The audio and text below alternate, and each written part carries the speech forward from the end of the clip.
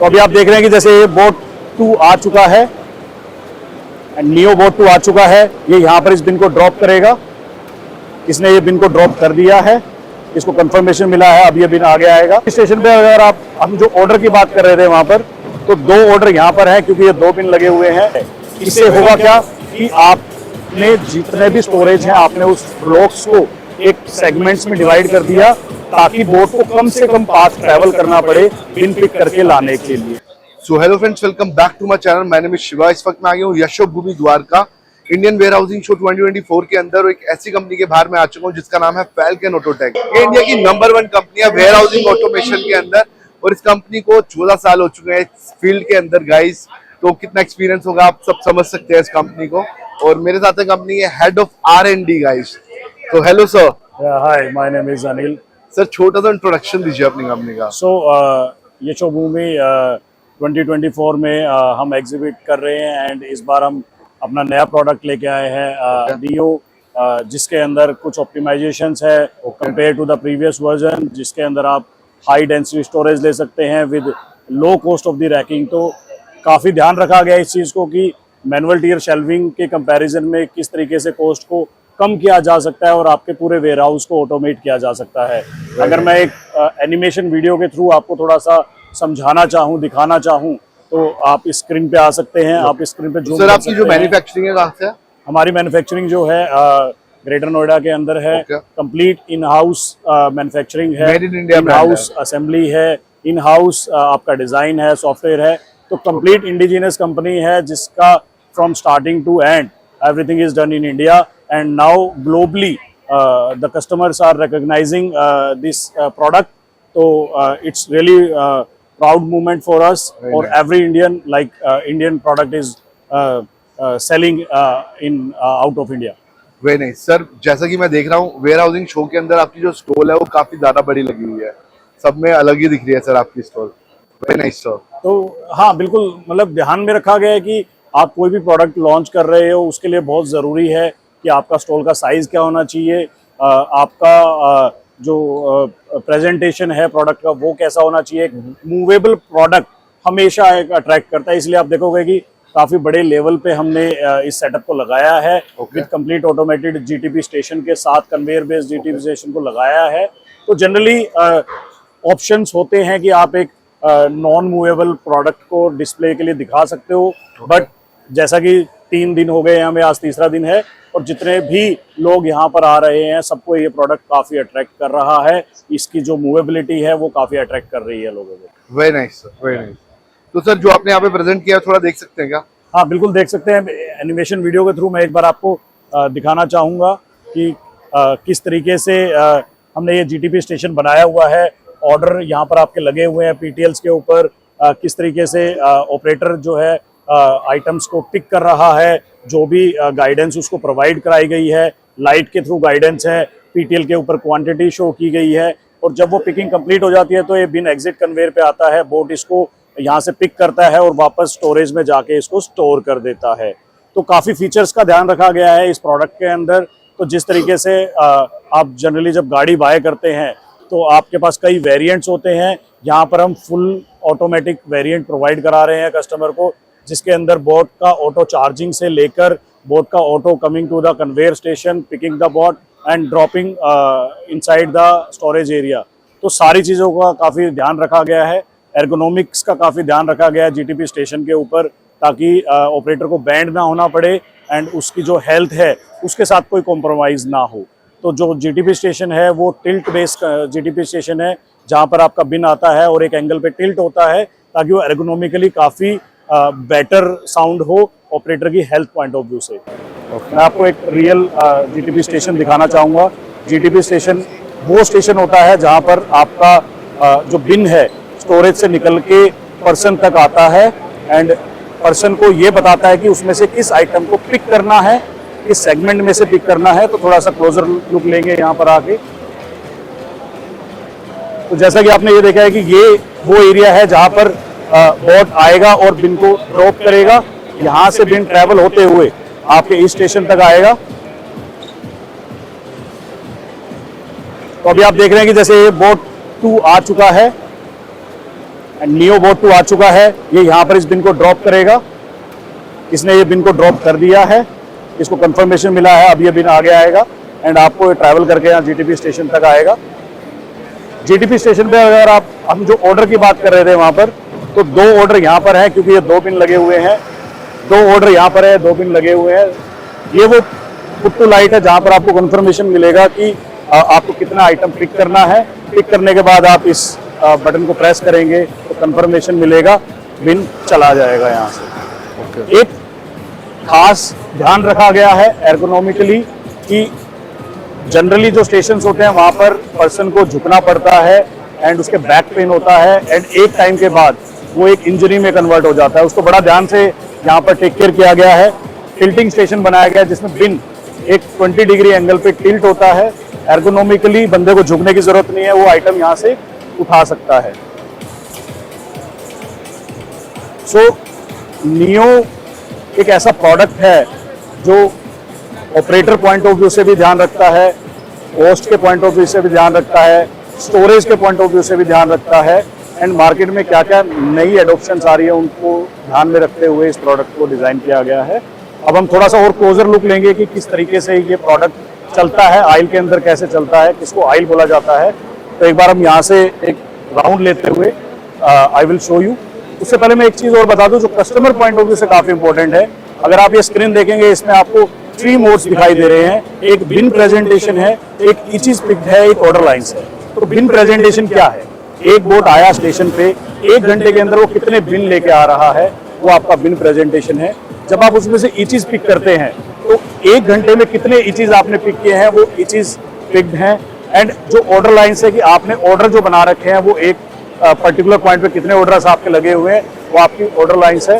तो ये सारी प्रेजेंटेशन एक डैशबोर्ड के ऊपर आप देख सकते हैं। आप ऑपरेटर स्टेशन पे वो देख सकता है, सुपरवाइजर कहीं भी किसी भी लोकेशन से रिमोटली ये सारी चीजें देख सकता है, प्रोडक्टिविटी देख सकता है।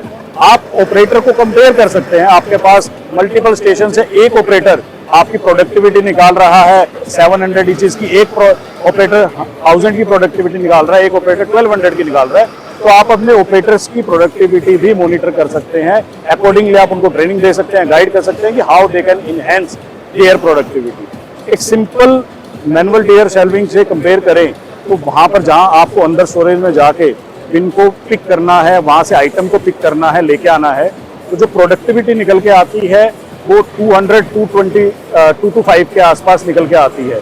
वर्सेस इस स्टेशन से आप 1000 ईचीज पिक पर आवर ईजिली आप अटेन कर सकते हैं एंड ये आपका 4x ईजिली आपकी प्रोडक्टिविटी को इनहेंस करता है, keeping the health of the operator, keeping the mental health of the operator. Because manual tier shelving में बंदे को जाना है, ढूंढना है चीज़ों को, वहाँ से लिफ्ट करके ऊपर चढ़ के बिन्स को उतारना है एंड वहाँ से इस चीज़ को पिक करना है। वो बिल्कुल भी एर्गोनॉमिकली नहीं है, बिल्कुल भी रिकमेंडेड नहीं है। कुछ लोग कर रहे हैं, वो लोगों के भी अगेंस्ट में है। उन कस्टमर्स को ऐसा नहीं करना चाहिए, उनको ऑटोमेशन को अडॉप्ट करना चाहिए, इस तरीके की टेक्नोलॉजी को अडॉप्ट करना चाहिए ताकि हम एक वर्कर से वो काम करवा सके जो एक्चुअल में जिसका वो हकदार है, ना कि उससे वो काम करे जो एर्गोनॉमिकली ठीक नहीं है। तो एक बार थोड़ा क्लोजर लुक लेंगे, थोड़ा सा आइल में जाके समझेंगे कि ये जो रोबोट है ये कैसे चलता है। तो वी कैन गो दिस वे।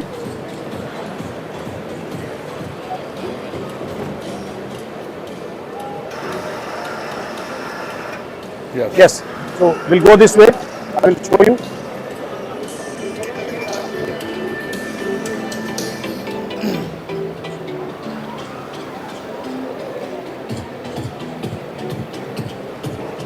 तो यहाँ पर एज ए पीओसी सेटअप हमने एक आइल को दिखाया है।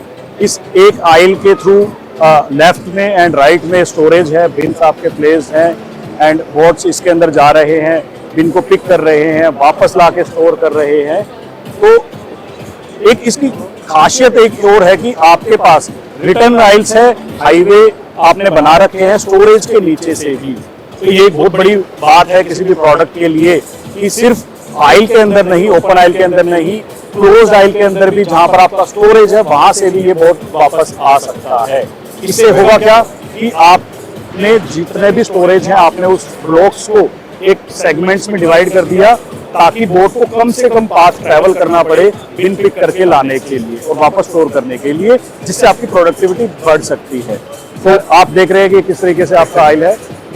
तो आप देखें ये आइल है जिसके अंदर बोट जा रहे हैं। आप देखेंगे एक के पीछे एक बोट है, इसने बिन पिक कर लिया है और अगला जो बोट है वो बिन पिक करने जा रहा है। अब वो जेड एक्सिस में चढ़ेगा, ऊपर जाएगा और वो ऊपर चढ़ रहा है, अभी वो ऊपर चढ़ चुका है। 4 नंबर बोट है जिसको एक बिन पिक करना है और वो बिन पिक करके वापस स्टेशन पे जाएगा, उस बिन को प्लेस करेगा। तो आप देख रहे हैं कि ये जो टेक्नोलॉजी आपको लग रहा होगा कि यार बड़ा ही सिंपल है, बड़ा ही इजी है इस टेक्नोलॉजी को बना पाना, बट ऐसा नहीं है। और यही कारण है कि आज तक पूरे ग्लोब में सिर्फ 3-4 कंपनीज ही हैं जो इस टेक्नोलॉजी को बना पाई हैं। एंड उसकी एक खास बात है, जब ये बोट इंगेज होता है तो ये किस तरीके से चढ़ता है, वो सबसे इम्पॉर्टेंट चीज़ है इस टेक्नोलॉजी के अंदर। एंड वो ही आपको डिफरेंशिएट करती है। एंड ये टेक्नोलॉजी हर कंपनी की पेटेंटेड है। फैल्कन ने अपने आप को पेटेंट लेके इस टेक्नोलॉजी को प्रोटेक्ट किया हुआ है।